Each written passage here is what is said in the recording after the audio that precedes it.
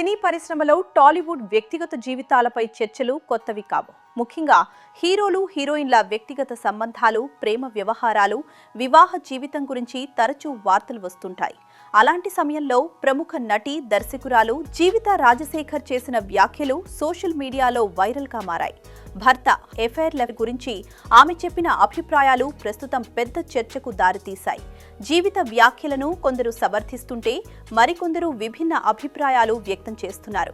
ఇటీవల ఒక యూట్యూబ్ ఇంటర్వ్యూలో పాల్గొన్న జీవిత రాజశేఖర్ తన వ్యక్తిగత జీవితం, కుటుంబం, దాంపత్య బంధం గురించి ఆసక్తికర విషయాలు పంచుకున్నారు. తన భర్త రాజశేఖర్ తన దగ్గర ఏ విషయాన్ని దాచరని ఆమె చెప్పారు. ఒకసారి సినిమా షూటింగ్ సమయంలో ఓ అభిమాని గదిలోకి రావడంతో రాజశేఖర్ వెంటనే తనకు చెప్పారని గుర్తు చేసుకున్నారు. ఇప్పట్లో ఎవరూ శ్రీరామచంద్రుడు ఉండరు.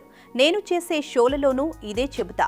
ఒక అమ్మాయితో పబ్లిక్గా తిరిగేసి నేను ఉంచుకున్నాను, నాకు ఎఫైర్ ఉందని పబ్లిక్గా చెప్పిన వాడితో ఉండాల్సిన అవసరం లేదు. కానీ అట్రాక్షన్తో నీకు తెలియకుండా నీ దగ్గర సీక్రసీ మెయింటైన్ చేసి ఎఫైర్ పెట్టుకున్నాడంటే దాని గురించి నువ్వు పట్టించుకోవాల్సిన అవసరం లేదు.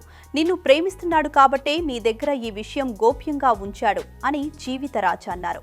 ఇప్పుడు మనం ఒకే హోటల్ దగ్గరికి వెళ్ళి భోజనం చేయడం లేదు కదా, ఒకే బట్టలు వేసుకోవటం లేదు కదా.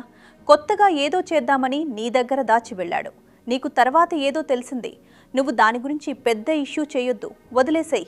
కానీ ఇంకో పెళ్లి చేసుకున్నాడు, ఇంకో ఫ్యామిలీని పెట్టాడు, నిన్ను వదిలేశాడు.